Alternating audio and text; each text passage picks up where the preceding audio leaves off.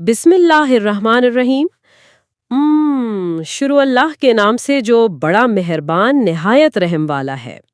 آج کی ہماری اس گہری نشست میں بہت جوش و خروش کے ساتھ میں اعلان کرتی ہوں کہ ہم عربی بول چال کورس کے 46ویں سبق کا آغاز کر رہے ہیں۔ جی ہاں بالکل، اور آج کا جو عنوان ہے وہ ہے اردو عربی منتخب جملے۔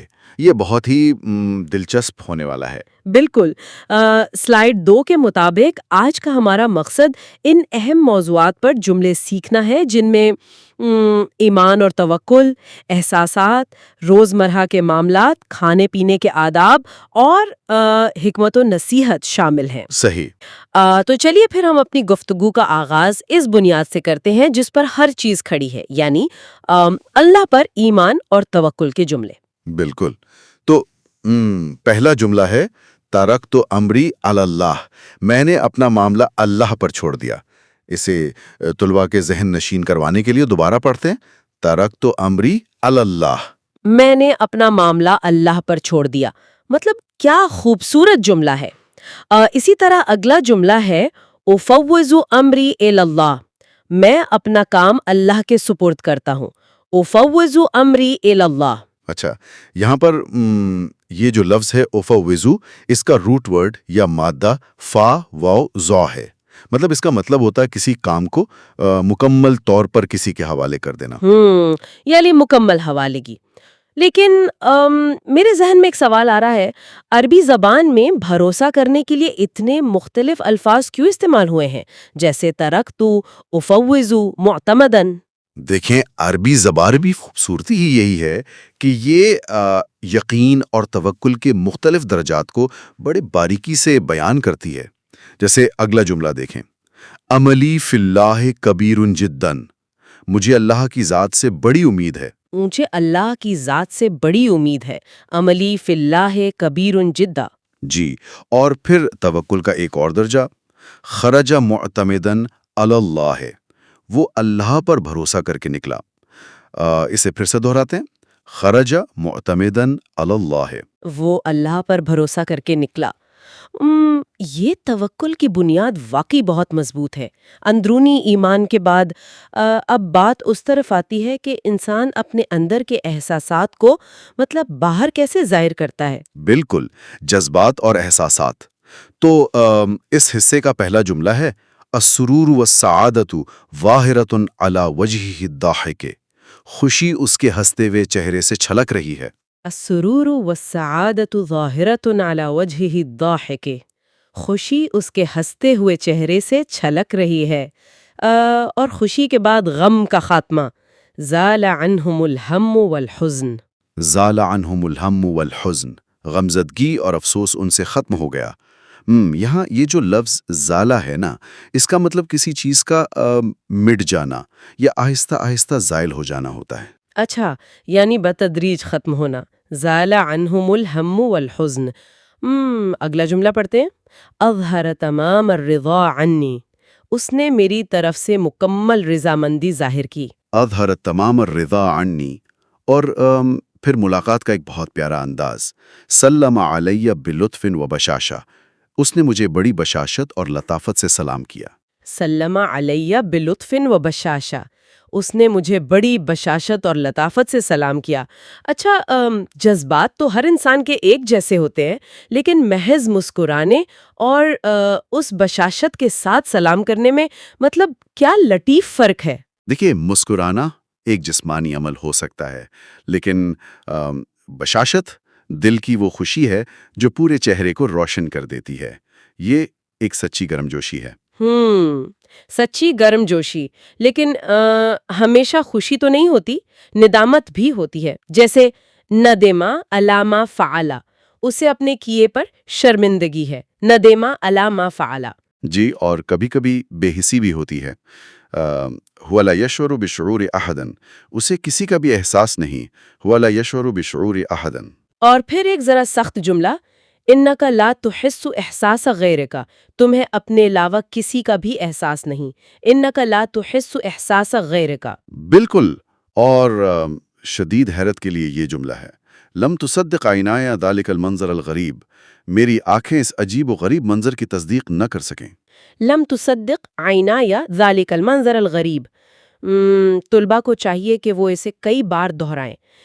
احساسات کے اظہار کے بعد ہمارا اگلا قدم روزمرہ کے وہ عملی معاملات ہیں جو ہم لوگوں کے ساتھ کرتے ہیں۔ روزمرہ کی گفتگو، بالکل۔ جیسے کوئی پوچھے ماذا تريد اکثر من ذلك، تم اس سے زیادہ کیا چاہتے ہو؟ ایک بار پھر، ماذا تريد اکثر من ذلك، تم اس سے زیادہ کیا چاہتے ہو؟ اور جواب میں انی اعلم کل ذالک، میں یہ سب جانتا ہوں۔ انی اعلم کل ذالک۔ جی، اور ذرا خود اعتمادی والا جملہ دیکھیں، انی لست فی حاجت الی مساعدت احد، مجھے کسی کی مدد کی بھی ضرورت نہیں۔ انی لست فی حاجت الی مساعدت احد۔ اور اس سے بھی زیادہ پرتمام جملہ، لا یستطیع احد ان یخالفنی فی شیء، کوئی بھی میری مخالفت کسی بھی چیز میں نہیں کر سکتا۔ لا یستطیع احد ان یخالفنی فی شیء۔ صحیح۔ اور روزمرہ کی محنت کے لیے یہ جملہ بہت زبردست ہے، انی مستعد لہذا السفر الشاق، میں اس دشوار گزار سفر کے لیے تیار ہوں۔ انی مستعد لہذا السفر الشاق۔ میں یہ سوچ رہی تھی کہ کیا یہ دشوار گزار سفر والا جملہ ہم استعاراتی طور پر بھی استعمال کر سکتے ہیں، جیسے کوئی نیا پروجیکٹ یا نئی زبان سیکھنے کا سفر؟ جی بالکل، 100%۔ عربی میں السفر شاقی صرف راستے کا سفر نہیں ہوتا، بلکہ کوئی بھی مشکل کام جیسے زبان سیکھنا وہ بھی ایک سفر شاقی ہے، اور اس کے لیے مستعد ہونا پڑتا ہے۔ بہت خوب۔ روزمرہ کے ان معاملات کے بعد سب سے اہم اور بنیادی عمل کی طرف آتے ہیں، یعنی کھانا پینا۔ عربی ثقافت میں دسترخوان کے آداب کی بہت اہمیت ہے۔ جی ہاں، بہت زیادہ۔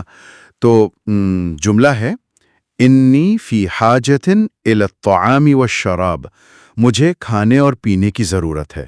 ایک بار پھر، انی فی حاجت الی الطعام والشراب، مجھے کھانے اور پینے کی ضرورت ہے۔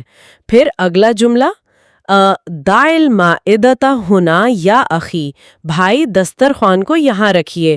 دع المائدۃ ہنا یا اخی۔ یہاں پر جو لفظ المائدہ ہے اس کا پس منظر بڑا دلچسپ ہے۔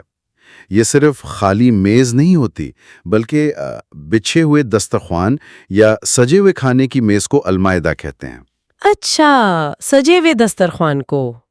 اور دسترخوان اٹھانے کے لیے ارفعوا معی المائدہ یا اخوان، بھائیوں میرے ساتھ دسترخوان کو اٹھاؤ۔ ارفعوا معی المائدہ یا اخوان۔ اور کھانا پیش کرنے کے لیے ضعوا الصحون امام الاخوہ یا اخوان، بھائیوں پلیٹوں کو بھائیوں کے سامنے رکھیے۔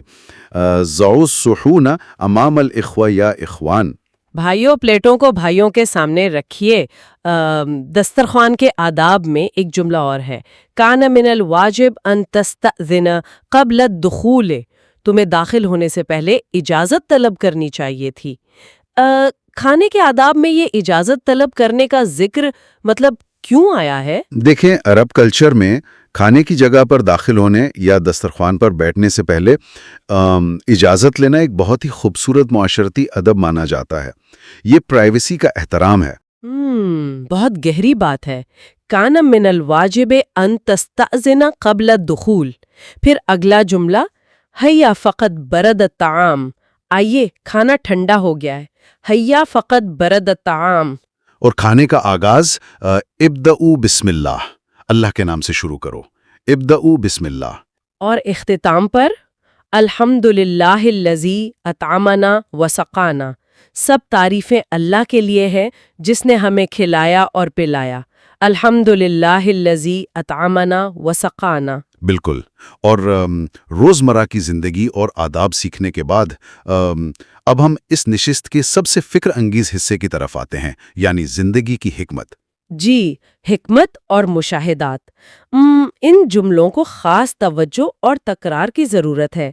قصتک مملوءۃ بالحکمت والنصیحۃ، تمہاری حکایت تو نصیحت آموز اور حکمت بھری ہے۔ قصتک مملوءۃ بالحکمت والنصیحۃ، اور یہ جملہ سنیں، واللہ لیس عندی من الدنیا شیئن، اللہ کی قسم دنیا کی چیزوں میں سے میرے پاس کچھ بھی نہیں ہے۔ واللہ لیس عندی من الدنیا شیئا، اور ظاہری حالت کے لیے مظہرہ و ملابسہ تدل علی فقرہ، اس کا لباس اور ظاہری حالت اس کی تنگ دستی پر دلالت کرتا ہے۔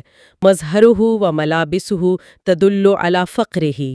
اور کچھ لوگ دنیا سے بالکل بے خبر ہوتے ہیں، هو لا يعرف من شؤون الدنيا شيئا، وہ دنیاوی امور سے ذرا بھی واقف نہیں ہے، هو لا يعرف من شؤون الدنيا شيئا۔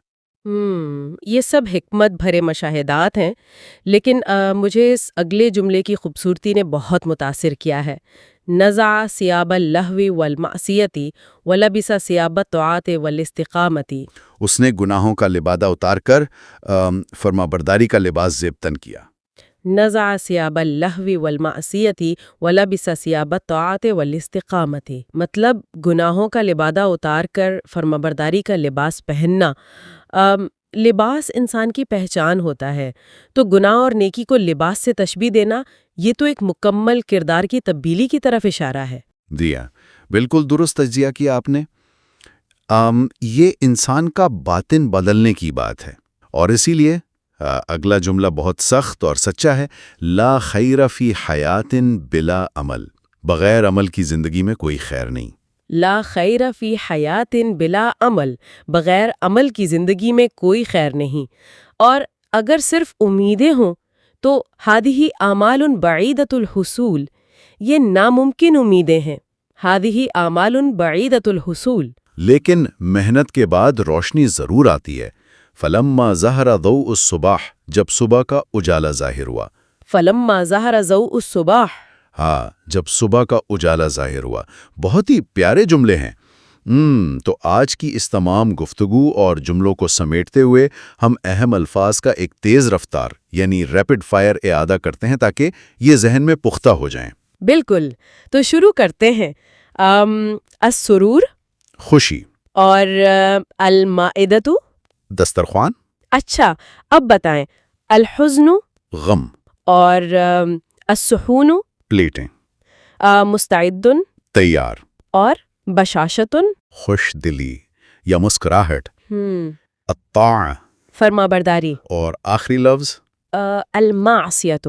گناہ یا نافرمانی۔ یہ ذخیرہ الفاظ واقعی بہت اہم ہے۔ بالکل، اور اس آخری خلاصے کے ساتھ ہم یہ کہہ سکتے ہیں کہ عربی زبان سیکھنا واقعی ایک بہترین سفر ہے۔ طلباء کو چاہیے کہ وہ ان جملوں کو محض یاد نہ کریں بلکہ اپنی روزمرہ کی گفتگو کا حصہ بنائیں۔ جی بالکل، اور آج کے سبق کا جو سب سے طاقتور جملہ تھا اسے ایک بار پھر دہرانا چاہیے، لا خیر فی حیات بلا عمل، بغیر عمل کی زندگی میں کوئی خیر نہیں۔ بغیر عمل کی زندگی میں کوئی خیر نہیں۔ تو آخر میں ایک غور طلب بات ہے کہ اگر واقعی بغیر عمل کے زندگی میں کوئی خیر نہیں تو آج سیکھے گئے اس نئے ذخیرہ الفاظ کے ساتھ پہلا عملی قدم کیا ہوگا؟ اسے اپنی زندگی میں کیسے شامل کیا جائے گا؟ یہ سوچنے کی بات ہے۔ بالکل، تو اگلی نشست تک کے لیے اللہ حافظ، اور ہاں اس طرح کی مزید تدریسی ویڈیوز اور بامقصد اسباب کے لیے چینل کو سبسکرائب کرنا ہرگز مت بھولیں۔